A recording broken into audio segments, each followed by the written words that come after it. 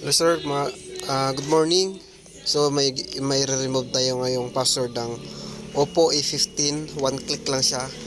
So bakit siya ko pinakita kasi baga pag-uusapan lang natin yung about sa remove password or Google account. So maraming nagtatanong or maraming nagano kung magkano ba talaga yung pricing ng pag-remove ng mga password ng cellphone. So ang pag-remove ng password or Google account ng mga cellphone guys, magdedepende sa model yan. Magdedepende sa latest ng model. So, magkano ba ang minimum price pagka remove password? Mag-range po talaga siya nasa 400, 500 to 800 talaga yan mga Android. Sa mga Android remove. Okay? So, ganun siya. Magdedepende siya sa kung may shop ka or sa bahay lang or nasa mall. Kasi pag nasa mall, minsan nasa 700 to 800. Pag may shop ka naman na medyo lang, nasa 500 to 600. Pag sa bahay lang, siguro nasa mga 400. Depende kasi yun guys sa location or sa lugar na iba-iba siya.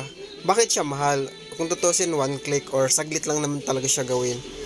Ganito siya, explain ko sa inyo kung bakit siya may price, kahit ganung password lang, kasi may iba gusto 200, gusto nga 150 lang, sabi.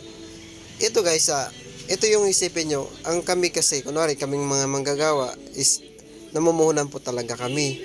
So isipin nyo, magmumuhunan kami ng internet, magkano monthly, nasa 1.5, 1.4. Mamuhunan pa kami ng computer. Ang computer is, kung magandang computer, papatak ng 10,000 mahigit. Tapos magano pa kami ng yan, yung software na yan, hindi naman kasi yan free. Ang monthly ay ang 1 year activation niya nasa 4,000. Okay? So ang laki ng gagastusin talaga. Yan mga sobrang dami, kaya pag siningil ka ng 500, okay na yun guys, wag na kayong umangal kasi yung mga gumagawa, namumuhunan din talaga yun. Kaya bihira lang yung nagre-remove ng password.